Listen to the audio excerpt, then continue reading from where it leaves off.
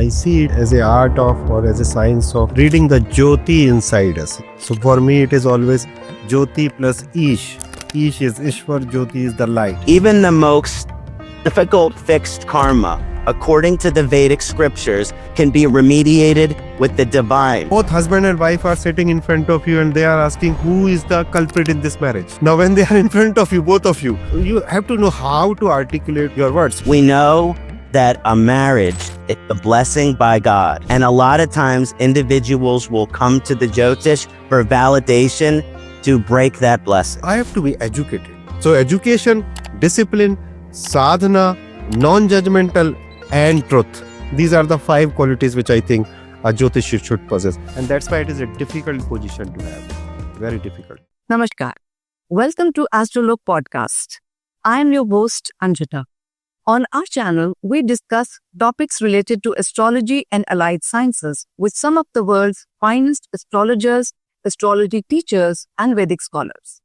Today's podcast is going to be rich and super engaging. It's going to deepen understanding of both the astrology beginners and astrology enthusiasts. What is astrology? What is its origin? What are the myths that surround astrology? How do we see Jyotish 25 years down the line, and many more such questions? To discuss this topic with us, we have 2 very distinguished guests in our studio today. Ksanati from Ksanati Jyotish and Alok Khandelwal from Astrolog. Ksanati, a graduate from Drexel University and Ayurvedic Institute, is the host of annual Maharishi Parashara conference. He is an astrology teacher and does consultations for Vedic astrocartography.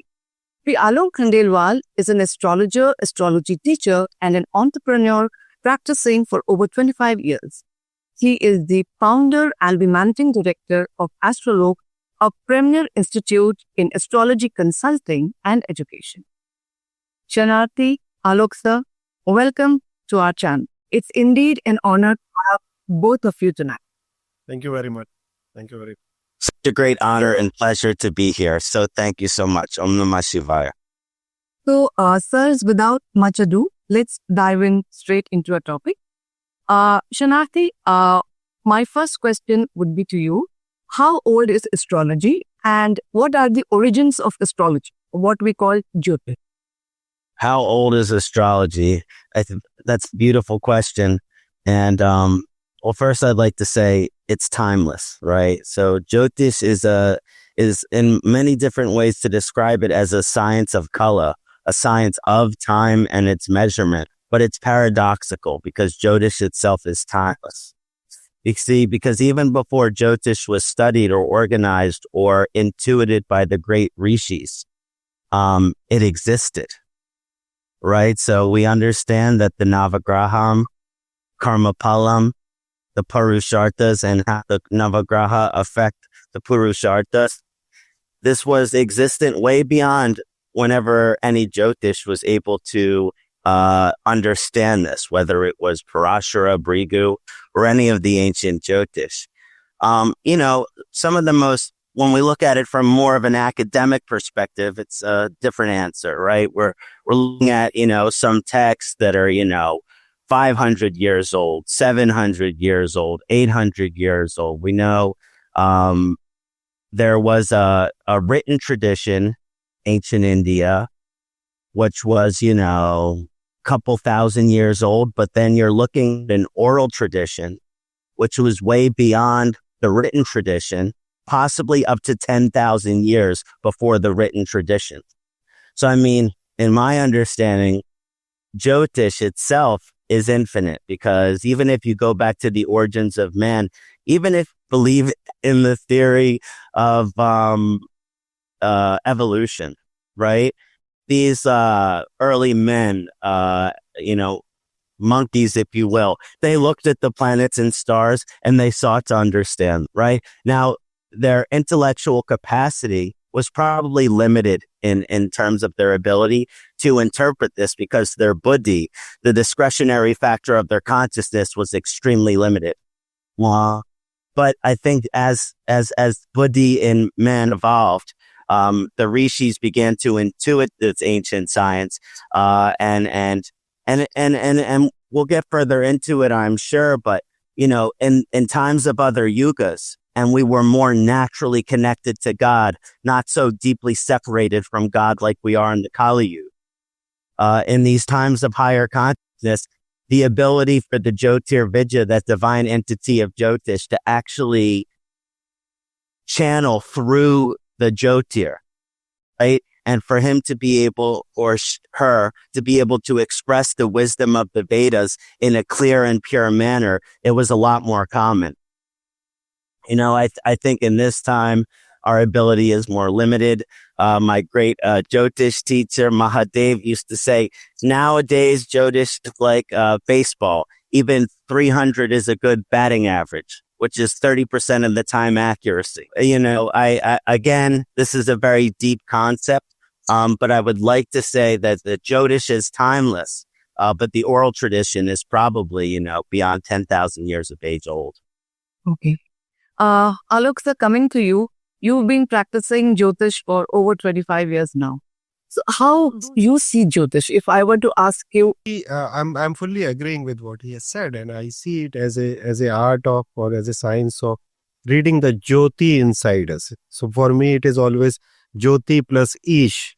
Ish is Ishwar, Jyoti is the light, and the soul is basically described as light in us. So when we understand the light within us, that is Jyotish. And moving with the same conversation, I would like to add that it is the first Vidya available on this planet. So we don't know. The moment when the sun is there, from that time the Jyotish is there, because sun is all about Jyotish. The second name for sun is Jyotish, basically. Then you see that you will have some description about Jyotish in Ramayana, then Mahabharata. But I would like to share a very, very good thing with you. When Shiva was getting married with Parvati, then he instructed all the rishis, Sapta rishis, to do the Lagna Sadhana and Muhurta. Imagine. So that's very interesting, sir. Very interesting. So actually don't know how old it is. But the way it is being practiced in India, it is a science of knowing yourself. And somebody who knows himself can only tell something about other person. That's why it was, being a Jyotishi was a very important position in India. It's still becoming very important. But in the mid-time, there was some problem because we were invaded by so many other people. So maybe, yes, on the evidence basis, you can say it is 10,000, 15,000 years old. But I would like to remind that Jyotish is a Vedanga. So it is the eyes of Vedas. That means what? You cannot basically read a single word in Vedas without the knowledge of Kala or Jyotish. So we actually really don't know how old Vedas are. We can have some idea, but we actually don't have any idea. So that's why we don't know about how old this science is. But this is the first science available on this planet. This is for sure. Okay. So moving forward, Shanarthi, a lot of people, even today, have serious misconceptions about astrology. They feel it's more of a belief, just a belief or a hocus pocus, rather than an ancient science. So would you share your ideas on that? It's a serious myth that people have. They are harboring in themselves. So how can we debunk it? This is a beautiful philosophical question, and one that we cannot apply a specific remedy to because of its connection to the human condition, or because of its connection to human nature. Because what the human being psychological and spiritual condition want is a paradigm between love of God and fear of God. And in our love of God, it's pure, and in our fear of God, it is corrupted. And fear and faith cannot coexist. It is the transmutation of the evolution of human consciousness that as we become spiritually aware, our fear of God becomes smaller and our love of God becomes greater. But like similarly to the cycles of time in the Kali Yuga, it is indicative of the greatest fear of God versus the greatest love of God. That's why it says in the Vedas, those that choose the love of God during the Kali Yuga can get the closest to God. But it is the majority of the human experience during the Kali Yuga that we choose to fear God. So one answer to your question is we just have to wait for the natural transmutation of the yugas. Because during the time of the Kali Yuga or even the next Yuga, our ability to utilize Jyotish as a tool is limited because of the natural inclination towards fear in the human consciousness. Now, having said that, and I think we're going to discuss this further, we have a duty as practicing Jyotisha to promote the love of Jyotish and the love of God versus the fear of Jyotish or the fear of God. But Jyotishas are not invincible to being fear-based, because even though we are striving to be the best version of ourselves, which makes us pure Jyotish, we are still humans. We are still impure, right? I mean, I can't tell you how many Jyotish I know that, gamble, do drugs and drink alcohol, that are impure in their actions, right? So therefore, how can they carry this message of Jyotish when they themselves are impure, right? Without judgment, I say that. With love and understanding, I say that, to understand that we must strive to embrace this concept of purity in Jyotish. And that's why if you go back to the ancient texts of Jyotish, they list all these different criteria in order for a Jyotish to be responsible: that they not consume intoxicants, that they get married, that they have children, that they have a daily sadhana, that they do not commit ahimsa, right? We have these principles that we must embody. So a lot of the dispelling of the fear, dispelling of the doom and gloom around Jyotish, it comes from the Jyotir Vidya that is carried through the Jyotish, because many of my clients, they come to me with what I call Jyotish PTSD, post-traumatic stress disorder, from having a poor Jyotish consultation. When they were told, listen, you're going through Rahu Dasha, so I'd like you to buy a $10,000 Hesonite from me that's been blessed by this priest, and I'd also like you to do a yagya that'll cost you another $50,000. And if you don't, you're going to be cursed for the rest of your life. And unfortunately, this is more common in Jyotish than we'd like to admit. This fear-based, economically encouraged position towards Jyotish. And so, to remove this fear around Jyotish, it starts with us and the purity of our spiritual condition, the purity of our daily lifestyle, the purity of our spiritual practices, and the divine intention. I know we might discuss this further, but the simplest of our intention as a Jyotish, right? Which I will elaborate on further. I think I addressed the beginning of this question, but the primary dharma of any Jyotish is to help their client achieve the Purusharthas, the 4 Vedic aims of life, not to achieve financial gain, not to create a fear so that they keep revisiting their astrologer. So again, it comes from, be on an individual level, the evolution of human consciousness. But each Jyotisha, each Vedic astrologer can have this approach to be pure within their intentions and pure within their sadhana. So then they can create a healing space between them and their client. So thank you. Okay. So Alok sir, going forward, you've been listening and consulting with clients for so many years now, over 2 decades. So what is the one myth about astrology that you hear all the time? And what would you say to debunk that myth? I will tell you 2 myths. One is that every problem has a solution. This is one of the myths. If you are coming to a Jyotishi, he can do anything. So that's not the case basically.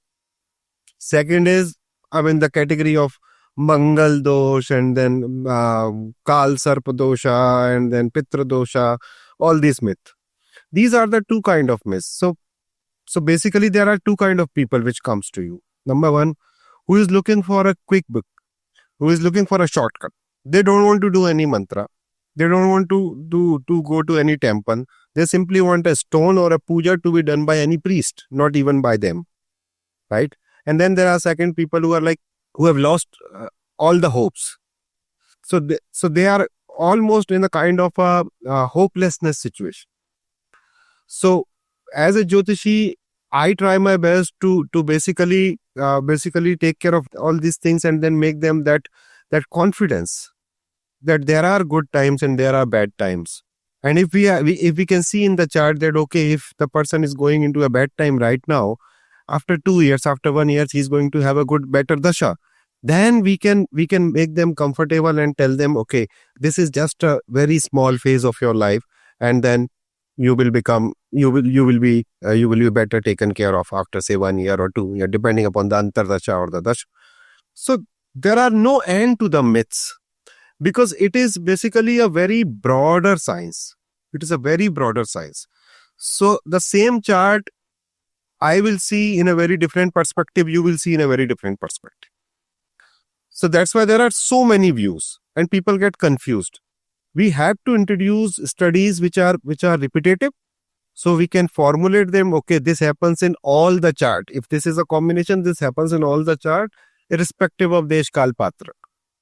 So these are the things which is necessary, and lot of work has been now it is being done in various parts of the world. People have started thinking wisely now, so they are now going to the right kind of Jyotishis also. They know also that people are making fool of them and making a lot of money by just giving them some fear of death, fear of accident, fear of losing the partner, fear of losing the business, all kind of things. But yeah, Mangal dosh, Kal Sarp dosh, these are the top two of all the myths. Everybody wants to go to Trambakeshwar for a Kal Sarp dosh puja. Even in India, if you will ask me, more than 50% population has done a Kal Sarp puja. and 80% of them is not having a Kal Sarp dosh. Thank you for your insight, Alok. So it was very interesting. Okay, Ksanati, moving forward, let's tap into the philosophical layers of astrology. As I see astrology, it has two layers. One is the predictive astrology that we talk about, and the other is the therapeutic or the healing aspect of astrology. So, I want to ask you, in your opinion, does astrology lean more towards fate or kismat and predictions? Or does it have a healing or a therapeutic side to it? In other words, can astrology be used to understand from a soul perspective? This is my favorite question so far. The beautiful question. And so historically, and in my experience, I started being a professional Jyotish in 2014. So it's been a little over 11 years for me. And I have studied from many different teachers. And many of the teachers that I received that were widely applauded, great reputation, were strictly predictive Jyotish. And these strictly predictive Jyotish, were inaccurate in their predictions. I mean, it's quite simple. Great reputation and actually understand the science, the academic portion of Jyotish really quite well, where they can teach Jyotish and all of this, but their predictions were majorly inaccurate. It caused me to, in the beginning of my interpretation, to not look at them with the same admiration and respect that I had originally, Then I came to understand it was actually this therapeutic application of Jyotish, which they were lacking. the therapeutic application of Jyotish, the need for, so in other words, Jyotish is both equally predictive and therapeutic, but we have much more of a responsibility as a Jyotish to practice a therapeutic approach. The therapeutic approach is understanding that we want to understand God's will. We want to understand the higher power, the divine will for us in our lives. And many people will come to a Jyotish for a consultation, not basically saying, what is God's will for me, Jyotish? And if you give them inaccurate predictions, it will cause them damage in their faith with God. And there is nothing more destructive that a Jyotish can do than cause damage in another individual's faith. So the therapeutic application of Jyotish is the most essential. Understanding that, yes, we can discuss, there's all different types of karma. Drid, changeable, fixed, dual karmas. Understanding that fate and free will, once you've studied Jyotish, coexist in the most beautiful dance, the Lasya and the Tandava. These dances of the beautiful combination of fate and free will, they coexist. So then the therapeutic application of Jyotish for the Vedic astrologer is to understand this dance and remit it to their client. To say, listen, we understand that you may have a difficult marriage karma. But for a Vedic astrologer to say, you will never be happy in the marriage. If you get married, your partner will cheat on you. If you get married and try to have children, you will never have children. This is so dangerous. This is poison in what I would like to see the future of Jyotish to be. We cannot discuss something like this in a fatalistic manner, even if it is predicted. So even if the most genius Vedic astrologer is looking at a chart and say, there will never be happiness in the marriage, they will never have children. It is the responsibility of the Jyotish not to remit it back to their client this way. They say, listen, you have some challenges here. And almost to have an understanding of ecology and therapy and the proper tableside manner that a psychologist would have with their client. And say, listen, you might have this problem, but how can we work through this, right? What type of qualities, if usually, okay, for example, if the person has a deeply difficult karma in the 7th house and it's through marriage, they might have a codependent tendency. Codependent tendency is when we're in a romantic relationship with someone and we lose our identity in them. Therefore, we people please them and we lose our sense of self. Well, of course, you can see this in a chart and that codependent tendency, and the predictive astrologer would say, yes, you'll never be happy in the marriage. Well, guess what? There's remedies here. Remedy is that all over the world, there is therapy for codependency where you can learn to be in a healthy relationship. So, here's the final comment I'll say. Even the most difficult fixed karma, according to the Vedic scriptures, can be remediated with the divine, right? So that is to say that no matter how difficult a fixed karma is, when we ask God and do the work for God to remove it, it can be removed. So to trap a client in a fatalistic box that this is your karma and you better just accept it is basically a form of spiritual abuse. You must provide the therapeutic application with every difficult karma. Yes, this is your difficult karma. This is the therapy, both in terms of ancient Jyotish and in terms of modern psychology, so that you can heal from this. This is your karma with children. Here's the ancient remedy and the modern psychological remedy, so you can achieve peace with this. This is your, karma with your parents. This is your karma with money. Here is the ancient remedy for it. Here is the modern psychological therapeutic application so that you can heal from it. So again, my final answer is to the question is that Jyotish is equally predictive and therapeutic, but it's the therapeutic that the modern Jyotish is missing, that they need to integrate into their practice to facilitate healing and a healthy future of Jyotish so that it's not looked at as this doom and gloom perspective. So thank you for that question. It's at the heart of my concern and passion for Jyotish. My theme of the conference this year is dispelling of fear in Jyotish. So it goes right into my heart. So thank you for this question.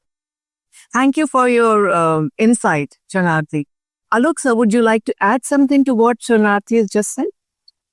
Yeah, obviously, he's completely right. But I want to add that the sole purpose of Jyotish is to understand the soul. That is the sole purpose. So, because I already said that the name is Jyoti plus Ish. So, it's basically about the soul only. And this is the basic format of Jyotish, not the way we are practicing it right now. So, the basic objective of astrology is to basically evolve the person for the moksha. We all are basically on this planet Earth to grow because we cannot learn there. So, we have to learn here through our karma, and then we have to move forward. So the basic, how anciently it was used for removing the spiritual obstacle of a person. And this is how I will look at a chart and see where he is where is the trap? What is stopping him to grow in the life? Not materialistically, but spiritually. Anyways, when you see a chart, you have to tell them some materialistic remedy, the remedy for relationship, if there is any problem. But if you see everybody, all of us has a hook, right? Has a hook to be on this planet. That hook can be a positive hook or a negative hook.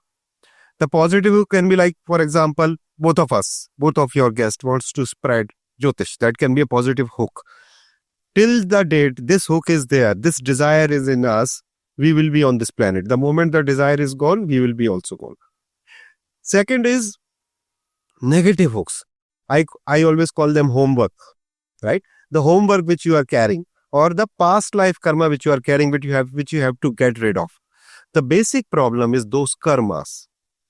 If we can help the person to get rid of those karmas, maybe through mantras, through food, through yagnas, through whatever ways, through psychological counseling, to making them aware about these things, anything. That is the real purpose for me for this science. Okay, it is not very difficult for a Jyotish student to tell, okay, you will get a good job in 2026 when Jupiter will transit.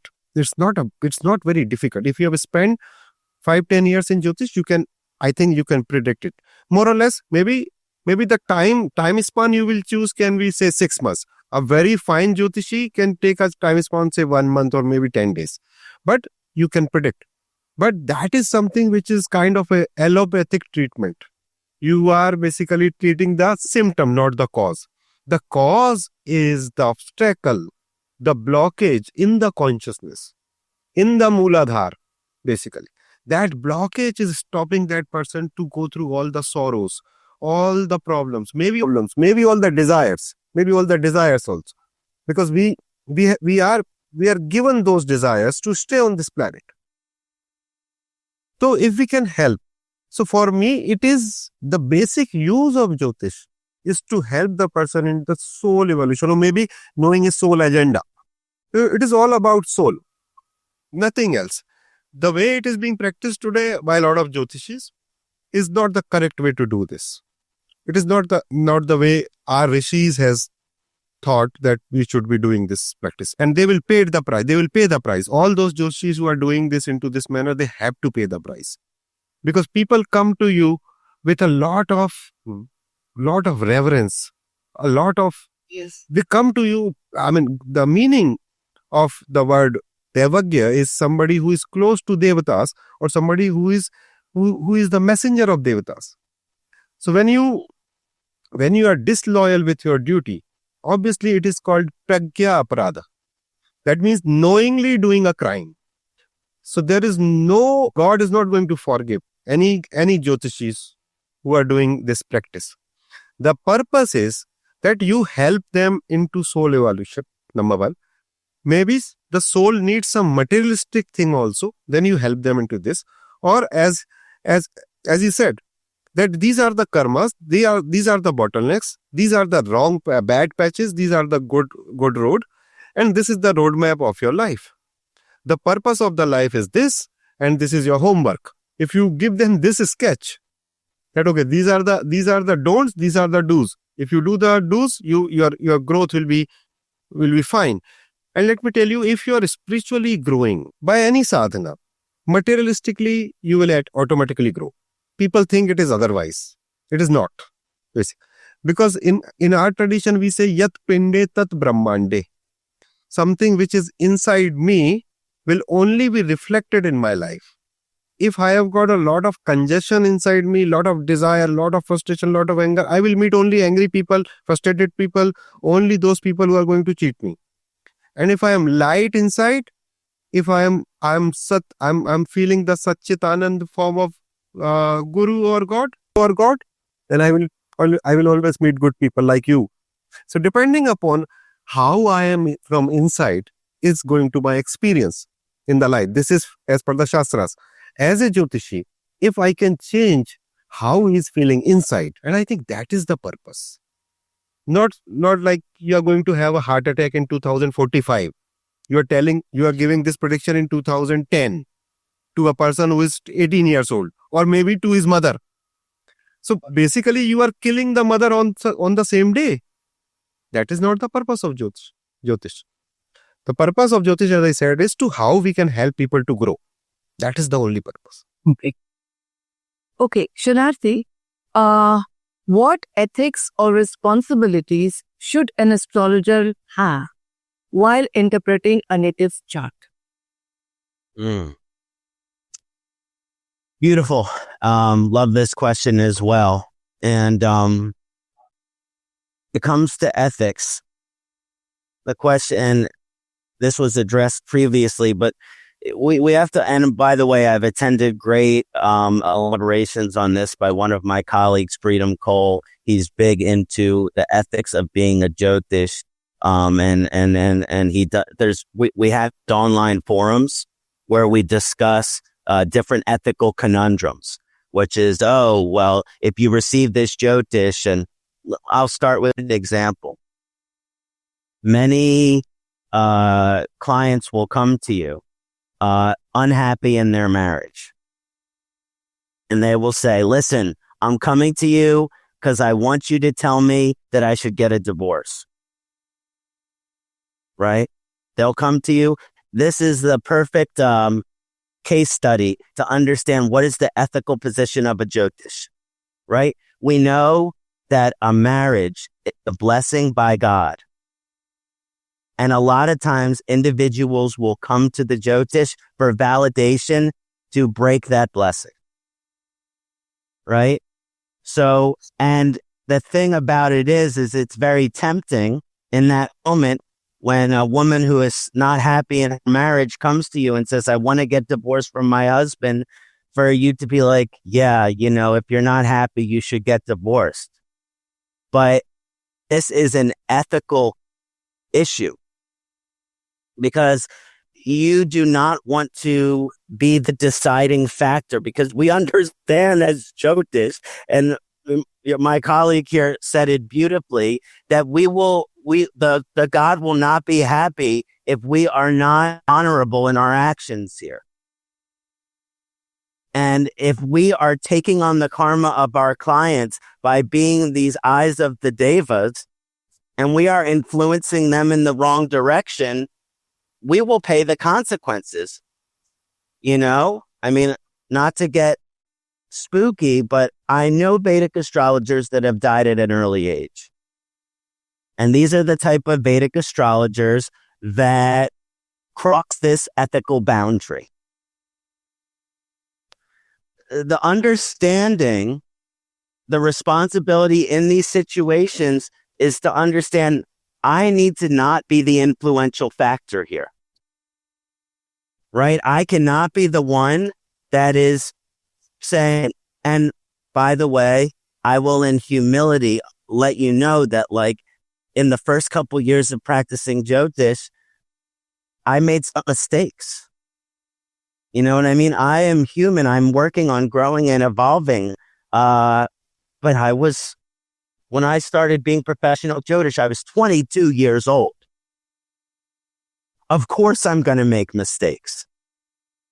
Right? I was studying at the institute. I took an elective. I was at the Ayurvedic Institute, and they asked me to take an elective on Jyotish. I took it, and the teacher told me, you should be doing this for the rest of your life. By the end of the semester, everyone in the class was having me do their charts. Within 3 months of studying Jyotish, I was doing readings every day because I was told that this was my dharma. So I had to learn on the go. And I made some of these mistakes early on of when a woman or man would come to me unhappy in their marriage, I would encourage them to get divorced. In astrocartography, I would say, yes, this is the best place for you to move. And then they would move to this place. And then it wouldn't work out for them there. Or they get divorced and then they would regret their divorce. So we have to understand that a huge ethical responsibility is not to make decisions for our clients. I cannot say this enough. When it comes to these decisions, we tell them the karmic intricacies of it. I'll give another example. I had a client come to me all the time and they're unhappy in their marriage, right? And then they're having an affair with their person. I'm sure you've seen this too, sir. And they'll come to you and they'll say, this is the chart of the person I'm in an affair with. Can you tell me that they're my soulmate? They want validation for their corrupt actions of breaking the law of marriage and committing sexual volatility. Right? They want you to co-sign their crap. Well, it goes against the dharma of a Jyotish to do these kind of actions. You are supposed to, in that moment, tell them, when you commit adultery, you are taking karmic retribution. I always will say, you have to take them in the long road. If you want to be, I will not look at the or your person you're having an affair with. If you want to have sexual activity with this person that you're not married to, you better get divorced first, or you're going to be taking on some serious karmas. So again, I think that a big ethical responsibility is understanding that we can't be the one to make these major decisions. And the ethical responsibility is to protect the client from karmic retributions. I think that this is very important to understand the ethical side of this. And to protect our client from challenging karmas. And another ethical thing is to not have a personal relationship with our average client. Even though we get very intimate in our sessions and vulnerable, and we reveal some of the deepest things between our clients, in this modern day and age of 2025, modern day Jyotish, we are professionals. And as a professional, we must keep a professional boundary, right? That means that 99.5% of your clients, you're not texting them after the session. They don't, you know what I mean? You're not hanging out with them outside of consultation. That is a violation of professional boundary. If you go to a psychiatrist, you go to a doctor and you see them in person, you're not supposed to ask them questions. It's totally inappropriate. So, many of the questions is not to be the deciding factor in these serious karmic decisions for our clients, to keep professional boundaries. And there's so many more examples. But what I want to say is that there's no black and white to this. And this is why it's important to have great colleagues like my friend here to be able to discuss ethical quandaries with. To be able to say, listen, I'm having this ethical issue. What is your experience? What is your experience? What is your experience? And being able to rely on the experience of astrologers that have been doing this. I've only been doing it, 12 years. What are astrologers that have been doing it for 20, 30, 40, 50 years and successful at this? So I can rely on them with their experience as far as these ethical challenges. The real ethical responsibility of a Jyotish is to understand we have an ethical responsibility and to take each ethical, if it's a question, is this an ethical quandary or is this not an ethical quandary? Guess what? It's an ethical quandary, and you need to advise your guru about it or another astrological professional. We cannot be the one to always try to address these ethical quandaries on our own with our own ego and our own limitations. So I hope that I just painted a little bit in the shallow end of this pool, but the responsibility of the ethics of Jyotish is so key. Thank you, Ksanati. That was a beautiful insight. Alok sir, I would like to ask you the same thing. What kind of a moral code do you practice in your consultations and your practice? I'll tell you the general code which I think should be with all the astrologers. Agree with this. Number one, an astrologer or a Jyotishi should be a sadhak. There is no point being a Jyotishi if you yourself is not a sadhak. You don't deserve this post. Number one, this is first. Second is the non-judgmental approach. You cannot judge people. Doctor don't judge people, right? You have consumed so much of alcohol, I will not do your surgery. The doctor doesn't say like this, right? When an alcoholic goes to a doctor and then there is a surgery, maybe a liver transplant, something like that. Doctor doesn't say, oh, I will not treat you because you have consumed so much of alcohol. Right? So we have to be non-judgmental because people come to you with a lot of expectations. And I cannot judge people on their action because that is their own karma. And I am just a reader. So at that time, I should not have that comparison. Oh, I am so good, he's so bad. Because there are, as we see in Jyotish, there is one Lagna and there is one Arudha Lagna, right? And in the real world, you see most of the Arudha, not the Janma Lagna. So normally we see Arudha, right? So but when we see the chart, we know the real person, how he is. So you cannot be judgmental. Third is the discipline. A Jyotishi needs to be disciplined in his own daily routine. He has to be in the sync with the nature. For example, early rising, early sleeping, all that stuff. When you are basically close to the sun, you are following the sun. If you don't follow the sun, how can you follow his vidya? You cannot follow his vidya. And the fourth one, in today's environment, that you have to understand how to articulate things. This is for the modern day. That you cannot say, as I said earlier also, you cannot tell a mother that his son after 20 years is going to have a bad marriage. The mother, as a mother, can ask you because she is asking from the emotional quotient, right? Emotional point of view. That how will be his career, how will be his marriage, although the boy is just 7 years old. You know this happens in India. Even people like for a newborn, for an infant also, they will ask how will be the career. So then you have to have that empathy. You have to have that articulation, that how you avoid these kind of question, or maybe a little bit of euphemism you can use. So communicating a bad prediction in a manner which is not breaking the heart is an art every astrologer should learn. And this is very hard to learn. Very hard to learn. This is my own personal experience. That sometimes you are into such kind of difficult situation that both husband and wife are sitting in front of you and they are asking who is the culprit in this marriage. Now when they are in front of you, both of you, you have to know how to articulate your words. You have to be very diplomatic sometimes.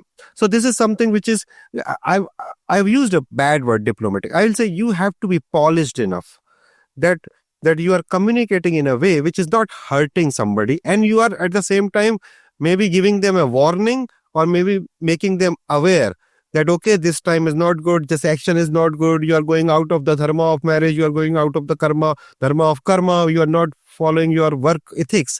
You have to warn them, and at the same time, it should not be giving them a lot of fear. And then the fifth is, and the last one is, a Jyotishi should be educated in today's world.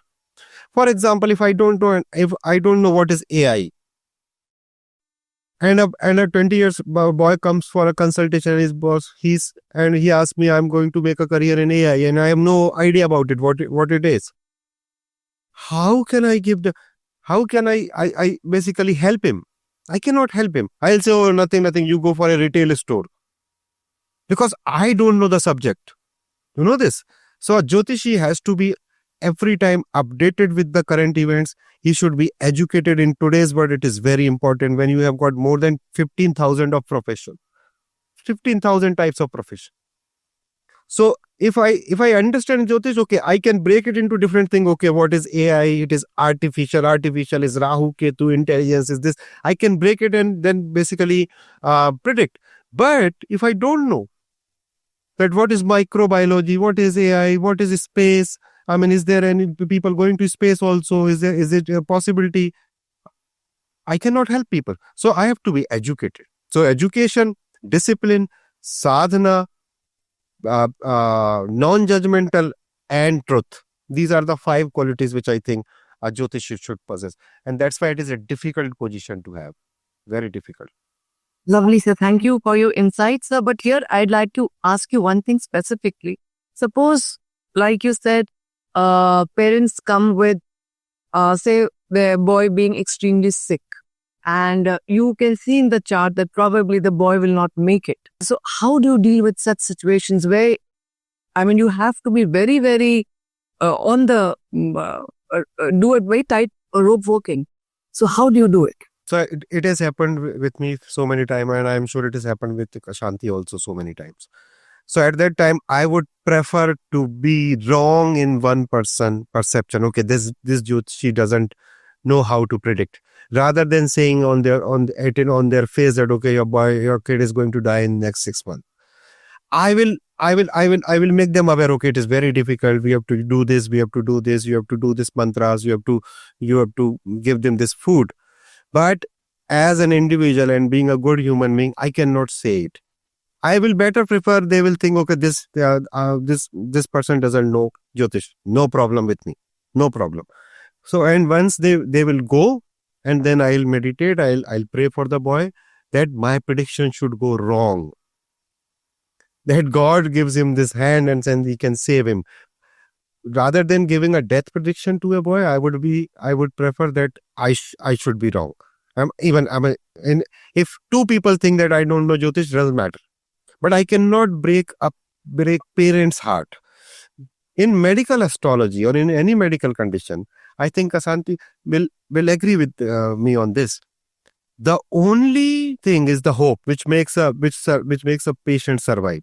And as a Jyotishi, this comes into my ethics. I don't know about the rule book, but my ethics that I should give that hope to the parents.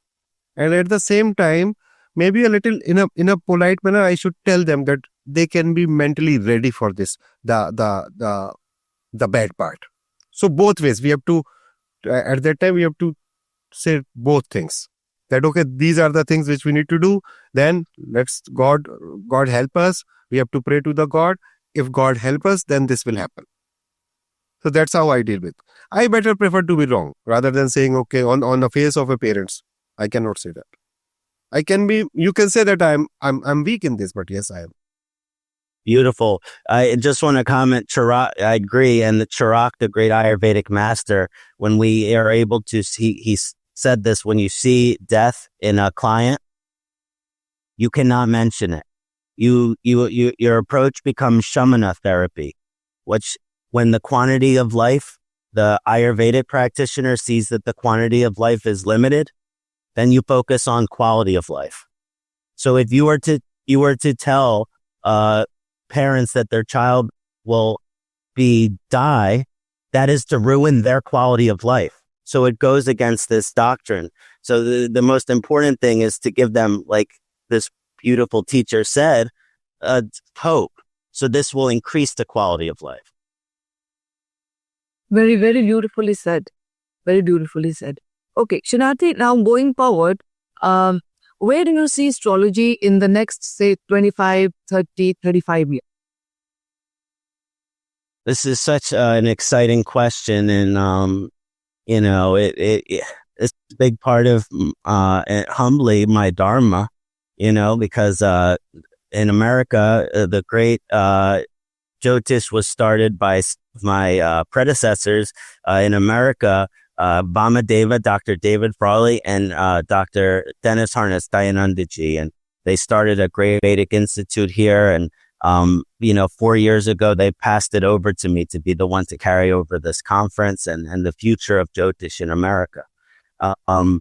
So, in many ways, each year I do my conference, I'm trying to bring in different themes that I think are important as far as the future of Jyotish. And I hope my friend will come present next year at the conference as well, now that we've had this professional relationship started.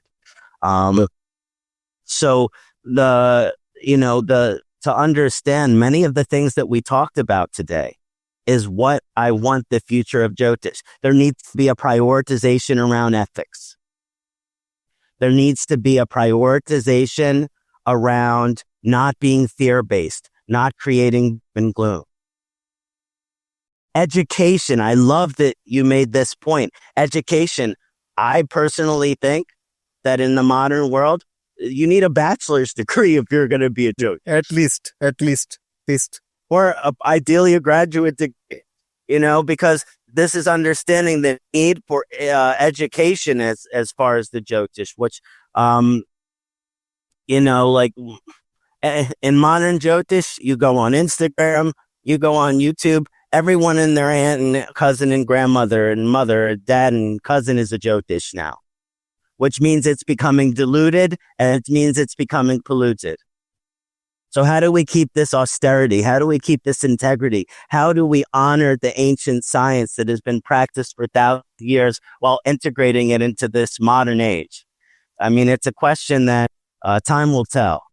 But I think the focus on the seriousness of it, that you need to be education, you need years of experience, you need ethical education, you need professional education, you need to understand the karma, right? Like one of the most important things about the future of Jyotish is that we understand the theories of karma and reincarnation theory. Now you're going to put me on my soapbox.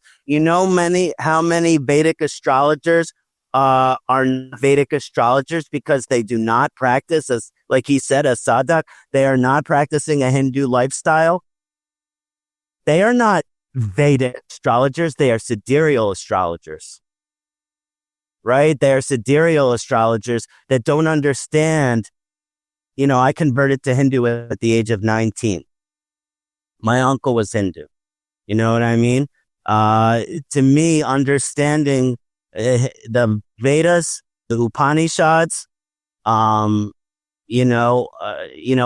a guidance of a Sat Guru, it's essential to being a Jyotish. There's no middle way around it.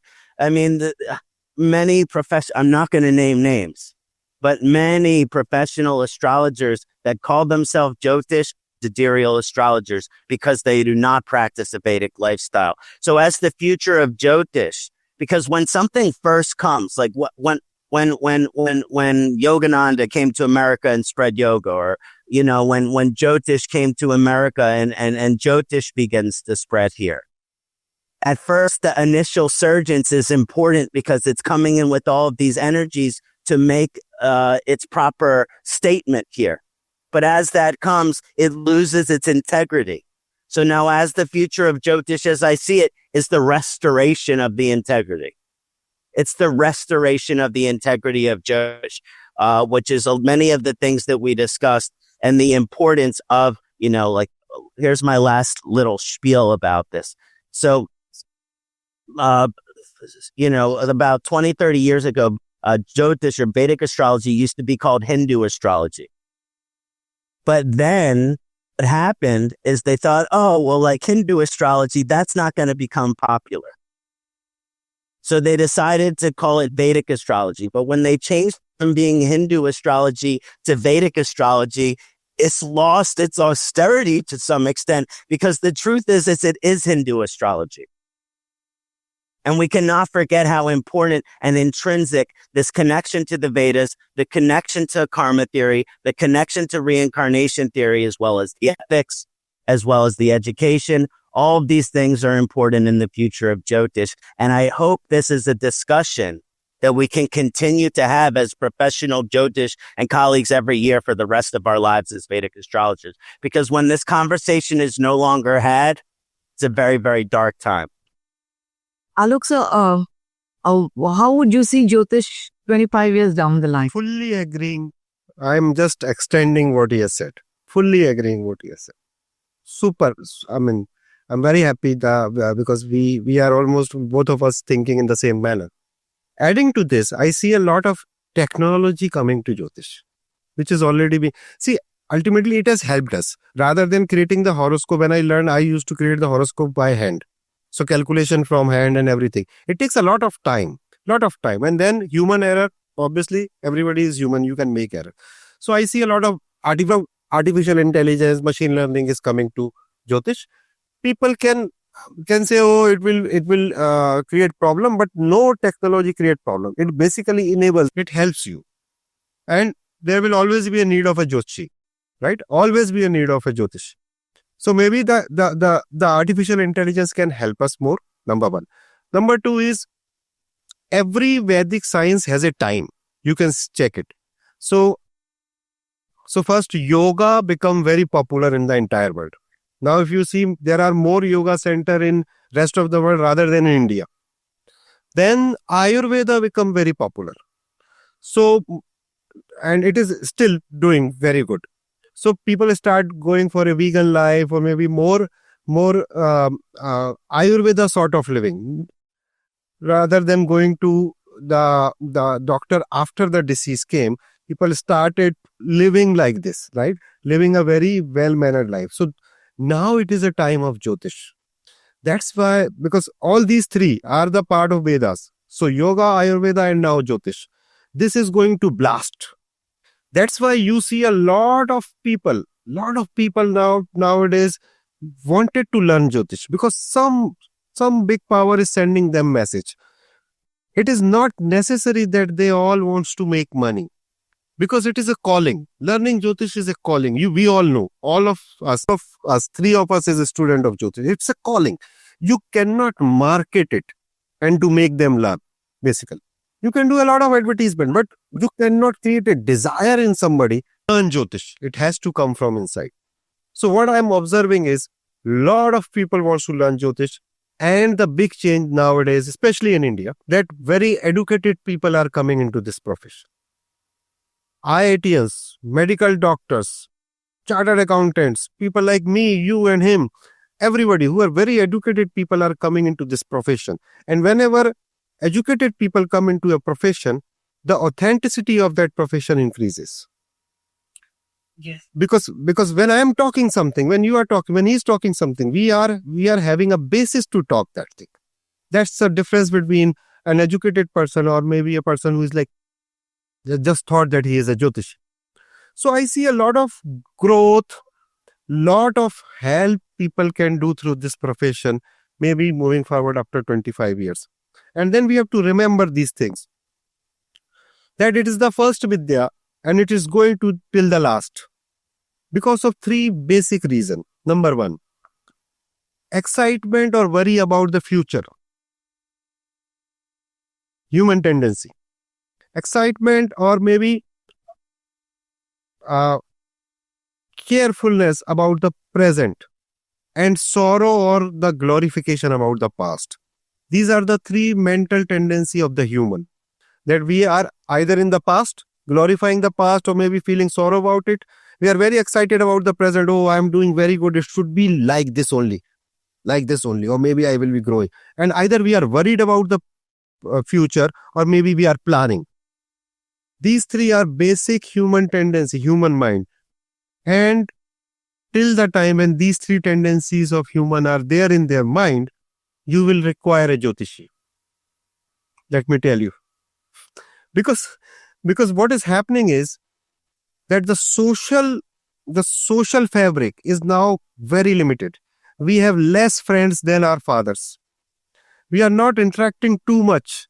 We are not socializing too much. So when I need some help, I need a person who can basically, without judgment, with a different aspect, with a different knowledge base, can help me. So the role of a Jyotishi and role of Jyotish Vidya is going to increase manifold. In very few years, you will see companies, big corporates will use Jyotishi to hire people. I can tell you, I'm already doing this. And this is going to be a practice in next 10 years. Then you will have hospitals having a Jyotishi inside. Because the Vedic way of curing somebody is through medication, meditation, and mantras. This is the Vedic way, right? We will give some medication, you will do some meditation, you will do some mantras. That is the holistic way of treating somebody. So you will find Jyotishi in hospitals also. Nowadays also, so many people come for our medical consultation, right? Both of us. Then there is a very big scope in politics. Big scope. Because politicians are very insecure people. So they need Jyotishi all the time. And fourth is business. Fifth is relationship. You can see people are so confused, as he was saying, that he is coming up with a chart of the girlfriend and one wife is at home. So people are so confused about their relationship that they sometimes need genuine help. This girlfriend or that girlfriend? Which one? They have two at one go.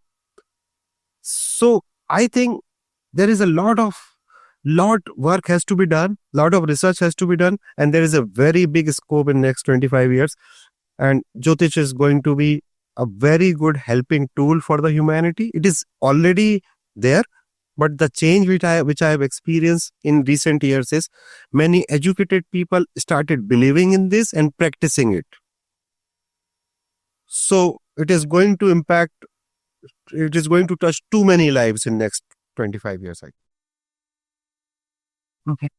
Thank you, sir, for your deep insight. And before we wind off, I would like to ask you this question, sir. That since you've been practicing astrology for so long, and I'm sure there must have been several instances or almost a lot of instances where your predictions come bang on and it's very accurate. But have you ever been yourself very surprised in any instance by the accuracy of the science, Jyotish? So many times. That's why I am in love with this science, because I Share some such with us. There are so many. Yesterday only I was reading a chart, and the guy asked me that he has a football club in India, and there was a final match today. So the guy asked me, will my team win this match? And I did nothing. I was reading the birth chart. At the same time, I created a prashna. And within less than 5 seconds, I saw the prashna. I see Lagna Lord in the 11th house, 11th Lord exchanging with the Lagna. I said, you are going to win. And then they won. And when today morning, when I received that message from that person, I was so surprised that, it is so easy or so magical, this science is. So magical. And if you remember, Anjita ji, when we learn Krishnamurti in our course, so we are talking about timeline of say 15 minutes, 20 minutes, within 1 hour, what is going to happen. And it happens with 90% accuracy if you are practicing in the right manner. If you are jumping too soon for the conclusion, obviously you are going to make mistake. And let me tell you, there is no Joshi in this world who doesn't make mistake. So this is so, I won't say magical. It is pure calculation. But every day being a Jyotishi, you will fall in love with this science. That how it happens. I'll give you one incident. There was one of my students who was struggling for um, at the time of Corona. She was admitted, and she was on ventilator for 20 days. 20 days on ventilator. Second wave in India, just horrible. Everybody knows. And then I received the call. I saw the chart, and his eighth lord was Swarashi, and the antar of eighth lord was running. And they went to 2-3 astrologers. They said she will die, because most of the astrologers think that eighth lord, when the eighth lord is in the progress, obviously the person has to die, and if she is on ventilator for 20 days. And I simply say, basic concept of Jyotish, that Ashtam Sthan is a sthan for Ayu, not for the death. And when the eighth lord is Swarashi, it is going to prolong the Ayu, not the death.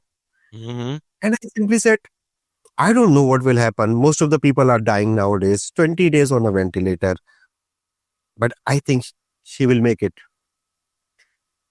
And 3 days after the Antardasha, I'm not saying that I gave a very good prediction. I am saying about the concept. 3 days after the Antardasha, she started recovering. And next 10 days, she was discharged. She's still alive, very good, very close to me, very happy.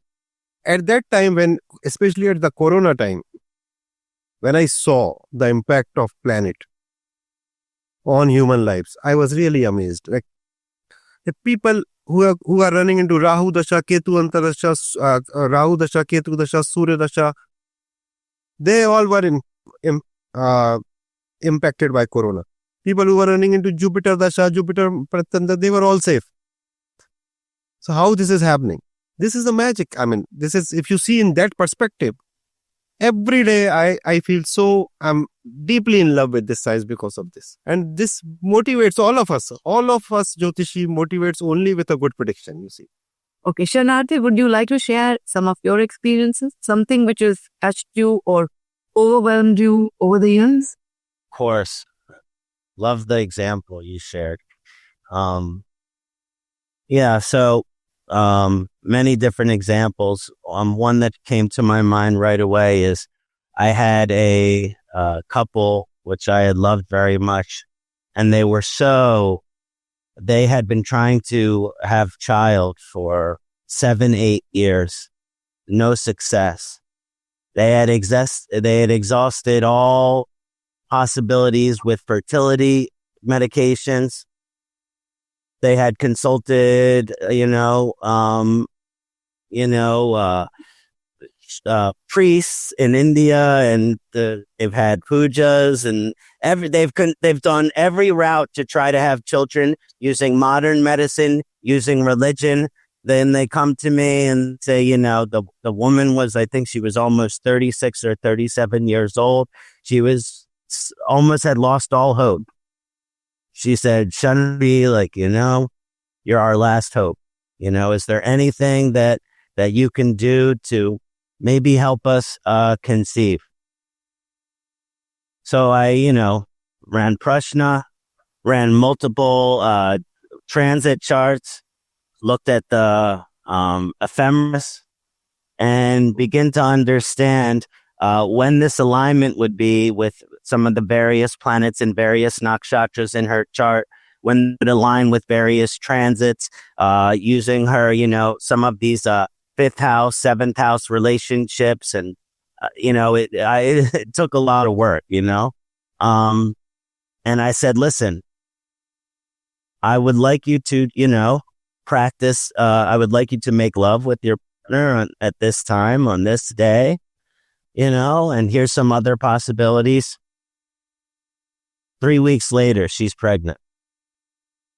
Wonderful. And, it was something where I knew it wasn't me. It was Jyotish. My uncle, Durgadas, he was a Kirtanwala, and he passed away, and his teachings always deep in my heart. He used to say, the universe is conspiring for your happiness. I like this term because so often we get we lose our hope. And then the Jyotish, through the eyes of the Vedas, can paint this light of hope and say, listen, it might have not worked so far, but Jyotish will say, if it's going to work, this will be a good opportunity to make it work. And very often it will happen. I'll give you one more scenario, which I would like to discuss. Two parents came to me and their baby was not feeding, right? Eating very little food. And they were so concerned that their baby was going to die. Feeding tubes, and the baby was not taking the mother's milk. The baby was rejecting the mother's milk. And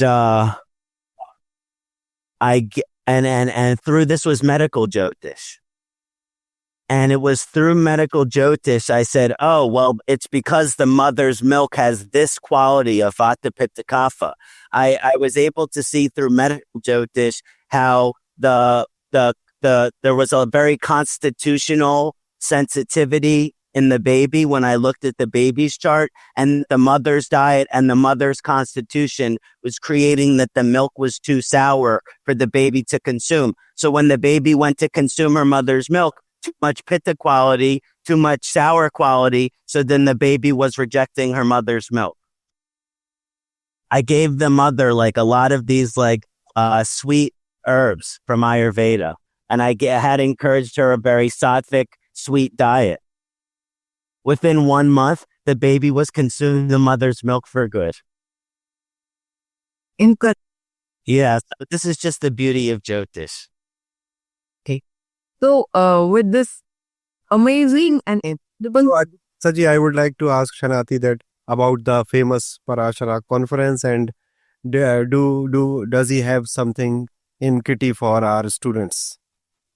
I do. Thank you so much for asking that question. So I'll just say a little bit. The Parashara conference, it's an extension of what was the Sedona Vedic Astrology conference, which was started over 20 years ago by Dr. Vamadeva Prawley and Dayananda Dr. Dennis Harness. 4 years ago, they asked me to take it over, and I have made it virtual. We are having a satellite event in Sedona this year, but the virtual conference is which is the world's largest Jyotish conference.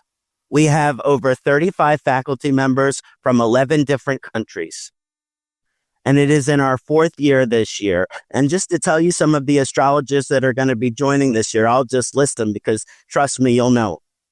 We have Sanjay Rath, Joni Patri, Camilla Sutton, Sarbani Rath, Dr. Arjun Pai, Jeffrey Kavindra Rishiji, Eve Mendoza, Freedom Cole, Visti Larson, Dr. Dennis Harness, Puneet, Babajit, Anandashri, Dr. Andrew Foss, Vanita Lenka, Ellen Anand, Branka Larson, Togi Aditya, Koli Santip Krishnan, Ronnie Dreyer, PVR Narasimha Rao, Dr. Malini Iyer, Simon Siddhadeva Chukoisky, Barry Rosen, Jane Thomas, Nandita, Raman Suprajarama, Tulsi Bagnoli, Charlotte Benson, Satsiri Khalsa, Joey Bujo, Radhaho, Elise DeVier, Mark Boney, and Christina Escamilla. We have astrologers from India. We have astrologers from multiple states in America, astrologers in Canada, astrologers in Europe, astrologers in Australia, astrologers in Singapore, astrologers in Indonesia. Last year we had over 500 attendees. This year I would like to aim for 1,000. The website is parasharaconference.com, and we're still in the first tier of registration, so you can get in at a very affordable rate. And for members of this community, I've created a special promotional code, which is the name of this channel, Asttrolok, Asttrolok, which if you put in the checkout, which is the card page, you will receive 10.8% off in honor of 108, the sacred number, on any and all packages between now and the start of the conference. And I would like to invite you, kind sir, even though this year the faculty is full, I would like to invite you to present next year some of your research that you have been working on as well. It is really a great honor. I will be definitely coming. Really a great honor. And I will communicate through mail also. Good. So yes, parasharaconference.com.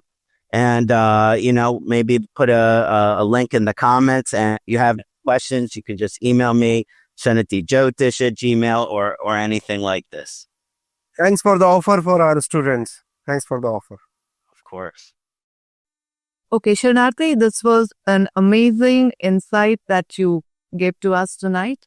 So, thank you so much for joining us tonight. Thank you, Ksanati. Thank you, Alok sir. Thank you so Thank you very much. Thank you very much.